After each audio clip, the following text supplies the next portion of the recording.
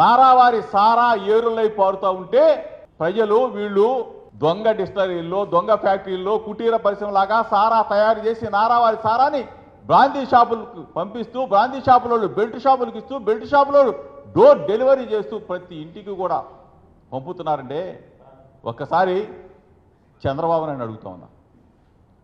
గ్రామాల్లో కుళాయిలు, నీటి కుళాయిలు, ఒక గ్రామం తీసుకుంటే నీటి కుళాయిల కన్నా బెల్ట్ షాపులే ఎక్కువ ఉన్నాయి. చంద్రబాబు నాయుడు మీటింగులోనేమో బెల్ట్ షాపులు వద్దంటావు, సమీక్ష సమావేశంలోనే బెల్ట్ షాపులు మొత్తం కూడా తీసేయండి అంటావు.